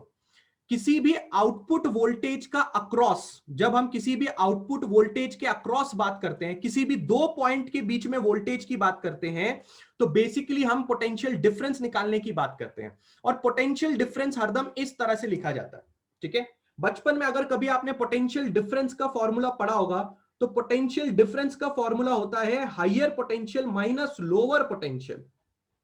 ये आपके पोटेंशियल डिफरेंस का फॉर्मूला होता है, इसलिए मैंने लिखा V X minus V Y, ये हमें निकालना है। कितने लोगों को क्वेश्चन समझा? क्वेश्चन सब लोग को समझा, टेंशन नहीं लेना है कैसे करेंगे क्या करेंगे, वो सब मैं बैठा हूं अभी इधर, सिर्फ क्वेश्चन समझा कि नहीं समझा मैं खाली उतना पूछ रहा हूं, क्या निकालना है खाली उतना समझा कि नहीं समझा, मुझे खाली हाया ना बोलो।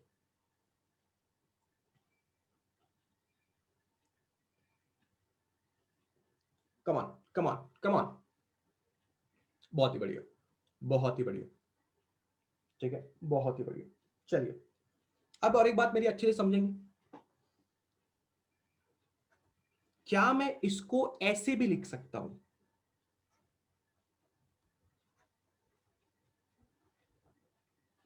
हां, क्वेश्चन में बोला गया है हमें बताना है पोटेंशियल डिफरेंस, हमें बताना है voltage across X and Y. But अगर आप ध्यान से देख रहे हो तो एक्स वाला पॉइंट बी के साथ कनेक्टेड है और वाई वाला पॉइंट डी के साथ कनेक्टेड है। जितना वोल्टेज एक्स पे होगा उतना ही वोल्टेज बी पे होगा, और जितना वोल्टेज वाई पे होगा उतना ही वोल्टेज डी पे होगा। इसका मतलब X minus Y can also be written as VB minus VD. ये लिखा तो भी सही है, ये लिखा तो भी सही है। वापस रिपीट करता हूं मैंने ऐसा कैसे लिखा है, रिपीटेड वंस अगेन। मैंने क्या बोला आप लोगों से, एक्स वाला पॉइंट बी के साथ कनेक्टेड है, वाई वाला पॉइंट डी के साथ कनेक्टेड है। अगर दो पॉइंट एक दूसरे के साथ कनेक्टेड होते हैं तो जितना पोटेंशियल आपको यहां पे मिलेगा उतना ही पोटेंशियल आपको बी पॉइंट पे भी मिलेगा, और जितना पोटेंशियल आपको वाई पे मिलेगा उतना ही पोटेंशियल आपको डी पे भी मिलेगा। ये चीज भी सही है, ये चीज भी सही है, ये चीज भी सही है, और ये चीज भी सही है। आंसर क्या है? आंसर क्या है? पहली बात, पहली बात आंसर क्या है, बिल्कुल अच्छी तरह से बात समझेंगे। अगर मैं आपको एक सवाल पूछता हूं, अगर मैं आपको एक सवाल पूछता हूं और वो सवाल ये है, how much current is flowing through BD branch if the bridge is balanced? मुझे इसका आंसर चाहिए, बोलो बोलो, मैंने मुंह तोड़ देना है, मैंने मुंह तोड़ देना है लोगों का। अगर किसी ने इसका जवाब नहीं दिया ना, मैंने यहां से घुस के मारना है मैंने। फटाफट बोलो, फटाफट बोलो, जवाब क्या है इसका? सबका सबका आंसर आना चाहिए। कितना करंट BD नाम के ब्रांच से फ्लो होगा अगर ब्रिज बैलेंस्ड है तो?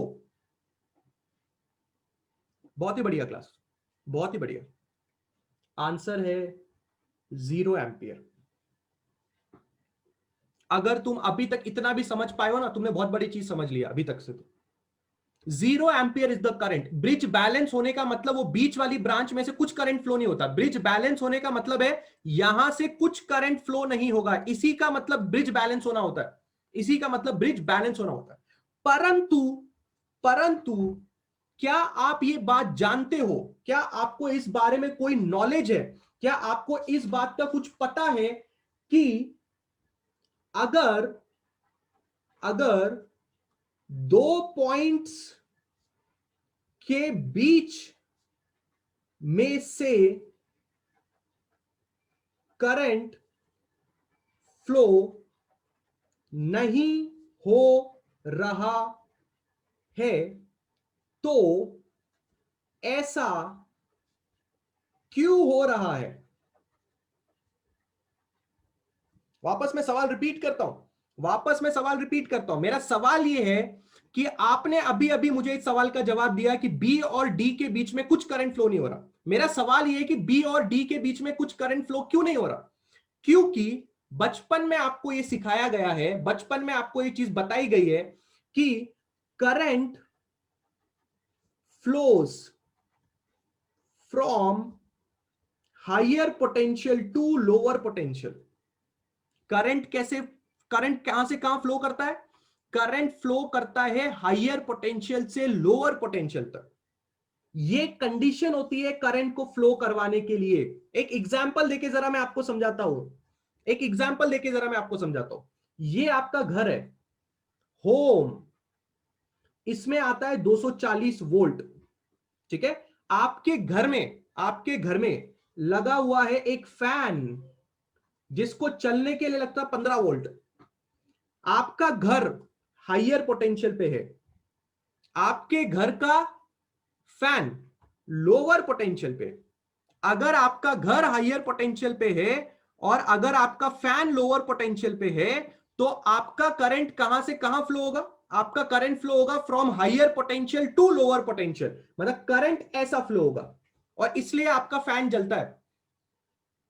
अगर आपका फैन चल रहा है, इसका मतलब आपका फैन एक लोअर पोटेंशियल पे है, तभी तो घर से फैन तक करंट जा रहा है, क्योंकि करंट हायर टू लोअर ही फ्लो कर सकता है। करंट सिर्फ हायर टू लोअर फ्लो कर सकता है। हायर पोटेंशियल 240 हायर हो गया और 15 वोल्ट लोअर हो गया। एक और एग्जांपल, जिन लोगों को बात समझ में नहीं आती, एक और एग्जांपल। सपोज कीजिए आपका घर 240 वोल्ट पे है, आप अपने घर के फर्श पे खड़े हैं, आपने पैरों में कुछ नहीं पहना हुआ, नंगे पैर है आप, और आपने आके मजे में इसको टच कर दिया, डायरेक्टली घर के किसी स्विच बोर्ड को टच कर दिया या हायर घर को टच कर दिया, वोल्टेज को टच कर दिया। तो अब अच्छी तरह से बात को समझें, आपका घर हायर पोटेंशियल पे है और आपका जो पाव है, आपका हाथ, आपकी पूरी की पूरी बॉडी जमीन से टच है। जमीन मतलब कौन? अर्थ। और आपको पता होना चाहिए कि अर्थ का जो पोटेंशियल होता है वो 0 होता है। अर्थ का पोटेंशियल 0 होता है। तो अर्थ लोअर पोटेंशियल हो गया, आपका घर हायर पोटेंशियल हो गया। तो अब करंट को रास्ता मिल गया जाने के लिए। करंट को पता है कि इस बंदे ने हायर पोटेंशियल को टच किया है और इसका पाव लोअर पोटेंशियल पे है, यानी कि अर्थ पे है, और अर्थ के पोटेंशियल की वैल्यू 0 होती है। तो अब करंट आपके बॉडी से फ्लो होकर अर्थ में घुस जाता है, इसलिए आपको शॉक लगता है। क्यों ऐसा हुआ? ऐसा इसलिए हुआ क्योंकि आपने करंट को जाने का रास्ता दिया। करंट का जाने का रास्ता मतलब किधर हायर और किधर लोअर। आपका हाथ हायर पोटेंशियल पे है, आपका पाव लोअर पोटेंशियल पे। तो करंट आपके हाथ से आपके पाव तक फ्लो हो रहा है और जमीन में जा रहा है, इसलिए आपको शॉक लग रहा है। पर सपोज करो आपने रबर का चप्पल पहन लिया। अगर आपने रबर का चप्पल पहन लिया तो रबर एक इंसुलेटर है, तो वो आपके पाव और अर्थ के बीच में एक बैरियर बना रहा है, इसलिए करंट नहीं फ्लो करता और आपको शॉक नहीं लगता अगर आपने रबर का चप्पल पहना है। इन सब कहानी से हमें यह समझ में आता है कि अगर कहीं पे करंट फ्लो हो रहा है तो एक पॉइंट हायर पोटेंशियल पे होना चाहिए और एक पॉइंट लोअर पोटेंशियल पे होना चाहिए। पर अगर मैं आपको यह सवाल पूछूं कि किसी दो पॉइंट के बीच में करंट फ्लो नहीं हो रहा, तो पक्का ये नहीं हो रहा। क्या नहीं हो रहा? कोई पॉइंट हायर नहीं है और कोई पॉइंट लोअर नहीं है। यानी कि हम बोल सकते हैं potential at both the points are same. This implies no current will flow. Example के तौर पे सपोज करो यहां पे है 10 वोल्ट और यहां पे है 10 वोल्ट और आपने लगा दी एक वायर। यहां पे है 10, यहां पे है 10 और आपने लगा दी एक वायर। करंट फ्लो नहीं होने वाला क्योंकि दोनों तरफ का पोटेंशियल सेम है। सिमिलरली हमारे क्वेश्चन में भी करंट फ्लो नहीं हो रहा।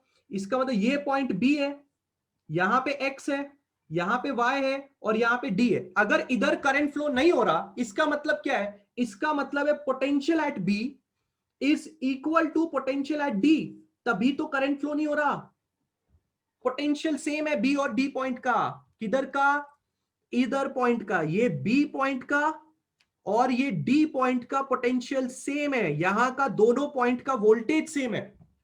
हम ऐसे भी लिख सकते हैं Vx is equal to Vy, क्योंकि हमें पहले से ही पता था ना, जो B पॉइंट है वो X के साथ जुड़ा हुआ है और जो D पॉइंट है वो Y के साथ जुड़ा हुआ है। अगर VB is equal to VD है तो Vx is equal to Vi भी होगा।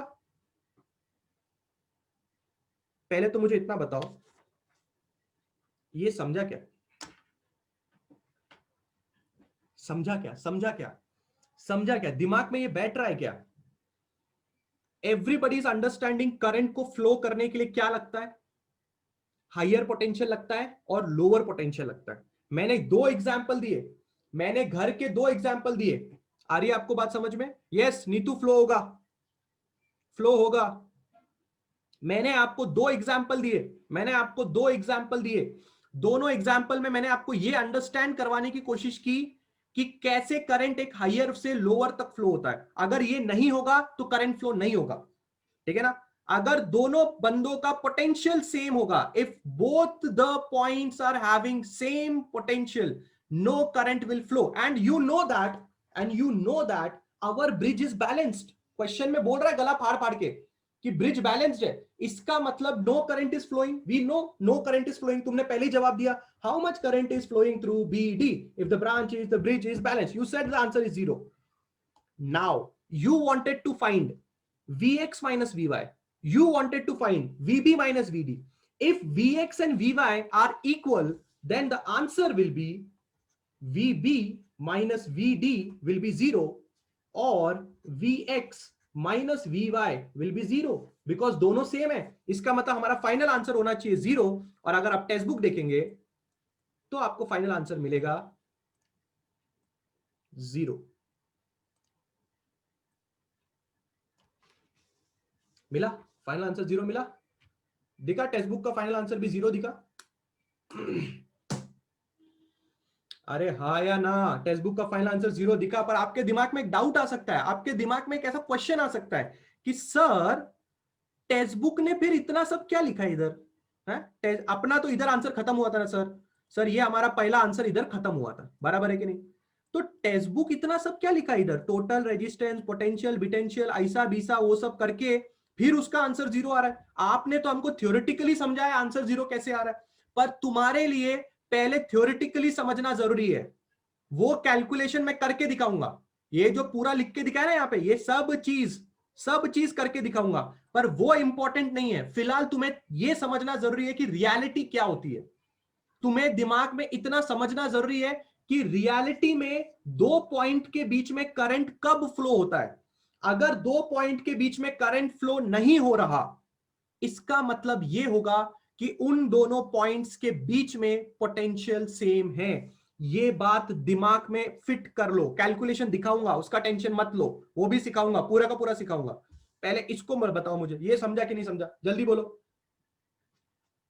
जल्दी बोलो। पूरा कैलकुलेशन करके दिखाऊंगा, उसका टेंशन मत लो। ये कहां से आया, वो कहां से आया, उसका टेंशन मत लो, सब कुछ बताऊंगा। ये समझा क्या? जल्दी जल्दी बोलो, किसी को कोई डाउट है इस चीज में, पहले वो पूछ के ले लो मेरे से। Anybody is having a doubt in this? सब लोग को ये पता है कि आपके घर में 240 वोल्ट आता है? सब लोग को ये पता है कि आपके मोबाइल को चार्ज होने के लिए 5 वोल्ट लगता है, आपके फैन को चलने के लिए 10 से 15 वोल्ट लगता है, आपकी ट्यूबलाइट को चलने के लिए 8 से 10 वोल्ट लगता है? ये सबको पता होना चाहिए, है ना? तो आपका घर हायर पोटेंशियल होता है, आपके घर में सारे इक्विपमेंट्स लोअर पोटेंशियल में आते हैं, तो इसलिए करंट घर से आपके इक्विपमेंट्स तक जाता है।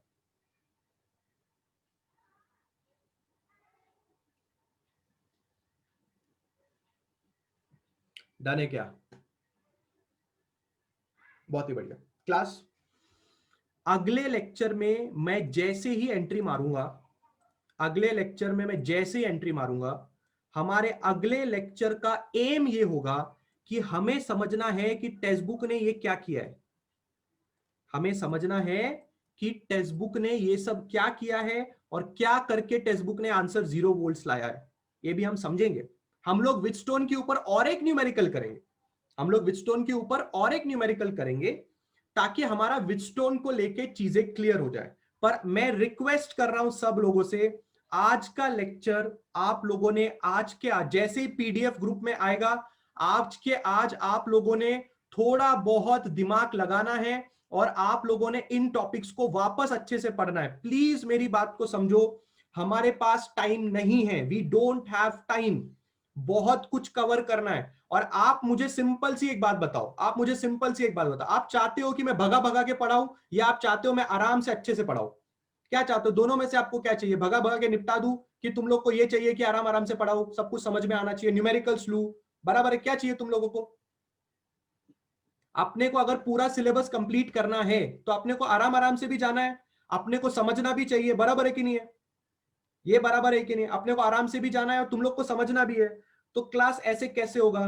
तुम लोग अगर घर पे थोड़ा भी पढ़ाई करके नहीं आओगे, अगर तुम घर पे थोड़ा भी पढ़ाई करके नहीं आओगे तो यार मजा नहीं आएगा ना यार। तुम्हें घर पे थोड़ी तो मेहनत करनी पड़ेगी। बाकी मैं इधर संभाल रहा हूं ना। तुमने अभी कितने लेक्चर अटेंड कर लिए? 3-4 लेक्चर तो अटेंड कर लिए ना यार। 3-4 लेक्चर में तुमको इतनी तो फीलिंग आ रही होगी ना यार, चौथा लेक्चर है, इतनी तो फीलिंग आ रही है ना कि यार हम लोग मेहनत कर रहे हैं। तुम लोग थोड़ा मेहनत करो ना यार, थोड़ा थोड़ा मेहनत करो। सिर्फ रेगुलर जो शीट आती है ना, खाली उसको पढ़ना है आप लोगों ने, उसको खाली पढ़ना है, समझना है कि क्या मैंने क्या बोला, कैसे बोला। आप मुझे व्हाट्सएप पे भी डाउट पूछ सकते हो, बहुत सारे लोग मुझे व्हाट्सएप करते हैं, वो मुझे डाउट पूछते हैं कि सर यहाँ पे ये कैसे हुआ, सर वहां पे ये कैसे हुआ। दिमाग में छोटे छोटे डाउट आते हैं, डायरेक्ट मुझे व्हाट्सएप कर देने का, सर मैंने ये पढ़ा इधर ये कैसे हुआ, तो मैं फटाफट रिप्लाई दे दूंगा। छोटे छोटे डाउट्स जो भी आपके दिमाग में आते हैं फटाफट व्हाट्सएप डाल देने का। आपको व्हाट्सएप का पर्सनल नंबर इसीलिए दिया है कि आप छोटे छोटे डाउट्स पूछ सको। आपको दिमाग में वो रखना है, छोटे छोटे डाउट्स आते हैं फटाफट व्हाट्सएप डाल देना आप लोगों ने। जो भी लोग केवीएल पढ़ने के लिए बोल रहे हैं, the people who want to understand KVL, मैंने पहले भी बोला है, अगर आप कोई लेक्चर मिस करते हो या आप कोई लेक्चर नहीं बैठ पाते हो, ठीक है ना, तो फिर आप लोगों को चीजें समझ में नहीं आएंगे। आनंद कह रहे हैं सर आप बहुत स्लो जा रहे हो, सर पेपर आने वाले हैं। आनंद, इसको स्लो नहीं बोलते, इसको अच्छी तरह से पढ़ाना बोलते हैं। अगर चीजें अच्छी तरह से समझनी है तो फिर ऐसी ही स्पीड रखनी पड़ेगी, वरना आप मुझे खाली एक ग्रीन सिग्नल दे दो, मैं 1 महीने में आपको पूरे के पूरे चैप्टर्स कंप्लीट करके देता हूं। 1 महीने में पूरे के पूरे चैप्टर्स कंप्लीट करके देता हूं। खाली सब लोग एक बार हाँ बोल दो।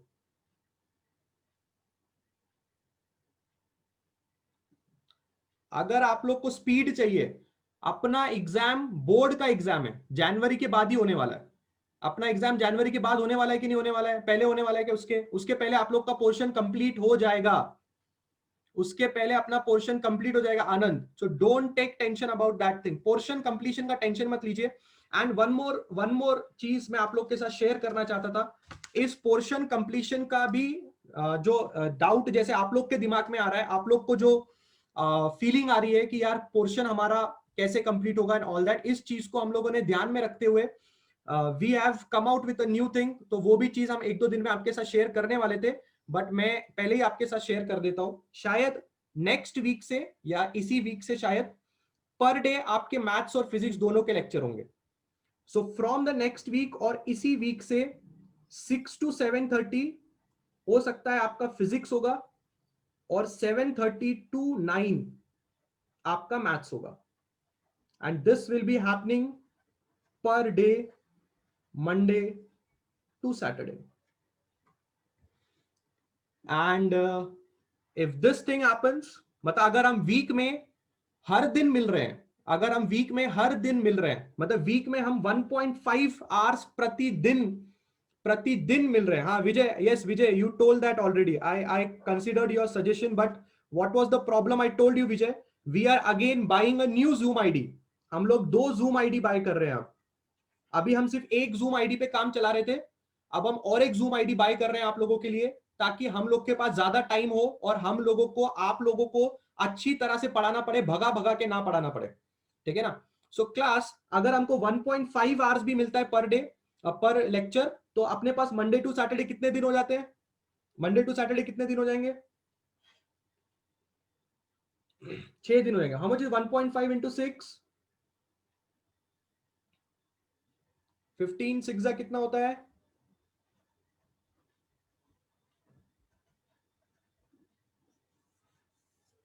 नेक्स्ट वीक से अपना इतना 9 आवर्स का शेड्यूल जाएगा, पर सब्जेक्ट का, पर सब्जेक्ट का इतना शेड्यूल जाएगा।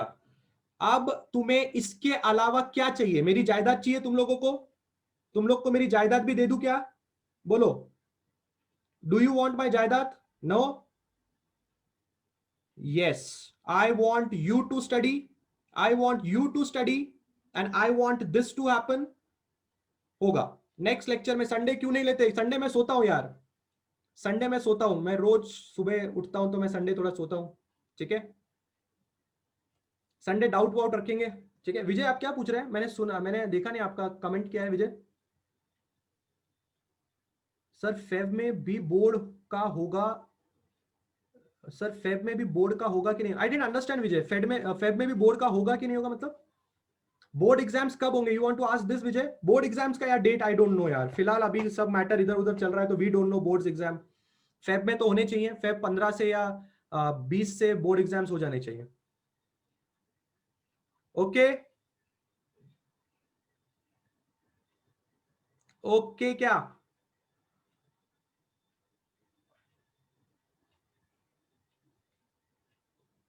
चलो चलो फिर बाय बाय बाय है सब लोगों को, बहुत बढ़िया बाय है। पीडीएफ आने के बाद पढ़ाई चालू कर देने का, पीडीएफ आने के बाद पढ़ाई चालू कर देने का, और फिर नेक्स्ट लेक्चर में हम लोग टेक्स्ट बुक का वो पार्ट समझेंगे। Thank you so much class for attending my lecture. I hope everybody has understood the lecture.